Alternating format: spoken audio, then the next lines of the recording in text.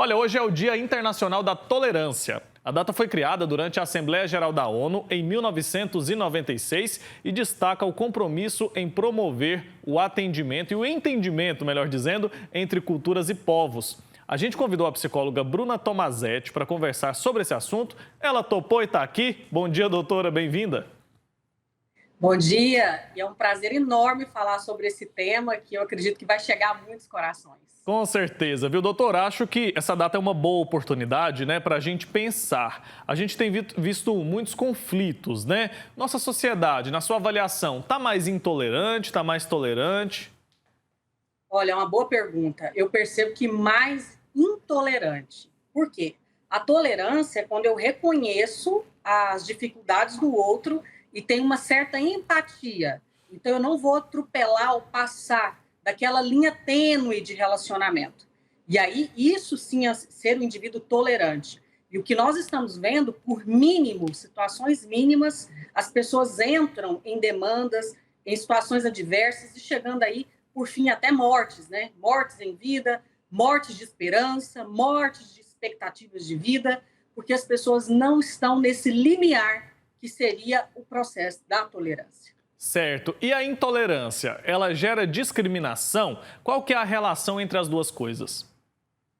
Olha só, tolerância é algo muito interessante de compreender e que interessante ter um dia internacional para isso. O indivíduo tolerante é aquele indivíduo que entendeu quem ele é e ele aceita o outro. Não é permissividade, é aceitação do outro como o outro é.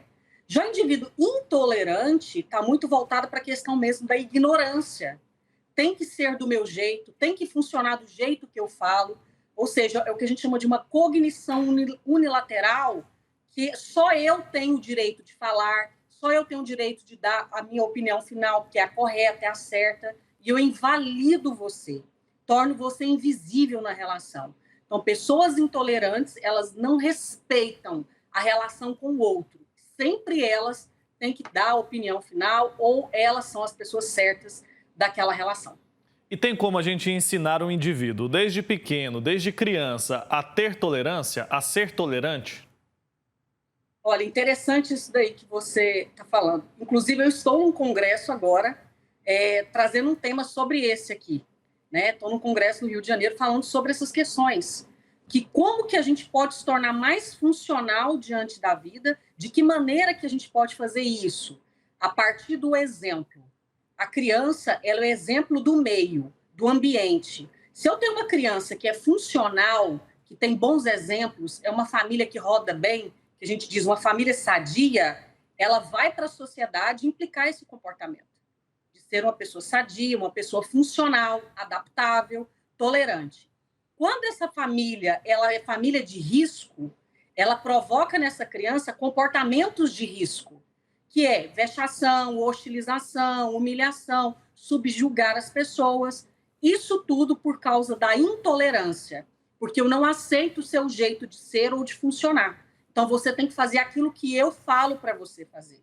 E isso aí nós vamos gerando uma sociedade cada vez mais disfuncional e desnecessária nos seus comportamentos. E é o que a gente fala, é o desserviço social. Então, o que nós temos que fazer? É isso aqui, esse bate-papo que leve esse despertar de consciência para as pessoas. São as televisões da vida, né? Novelas, rádios, TVs, que precisa ser serviço social e não desserviço para ajudar essas famílias a serem mais sadias. E quais são os impactos psicológicos que um indivíduo que sofre com a intolerância de outras pessoas pode precisar enfrentar? Olha, excelente pergunta. O que acontece? A pessoa que passa por relações de intolerância, ela tem um comportamento também intolerante. Agora, como ajudar essa pessoa? Primeiro, ela precisa se despertar. Eu preciso entender que eu não sou uma pessoa funcional, que as pessoas não agradam da minha convivência, não estão felizes com a minha participação, que seja na sociedade, nas comunidades, vida social, que eu digo escola, faculdades, trabalho. Então, as pessoas não me aceitam. Então, eu preciso ter esse despertar de consciência. E quando eu desperto, eu começo a pontuar características que essas pessoas estão me ignorando. E aí eu começo a entrar numa assertividade, porque eu vou reverter esse comportamento. Então, eu começo a melhorar como ser humano para eu viver bem, para eu ser aceito. Então, a pessoa tolerante, quando ela chega nesse nível de consciência, entenda, não é porque é uma pessoa que vai aceitando as coisas, é porque ela se aceita. Ao ponto dela se aceitar, ela permite que o outro seja quem ele é, sem se ofender no comportamento, né? Então, ela se aceita, a partir do momento que eu me aceito, eu aceito a convivência com o outro. Então, tem uma estrutura de convivência mais sadia e social. Perfeito, doutora Bruna, muito obrigado, viu, pelo seu tempo aqui com a gente. Obrigado por tirar um tempinho aí nesse seu compromisso para nos ajudar a pensar um pouco mais sobre a tolerância. Muito bacana mesmo essa conversa, viu?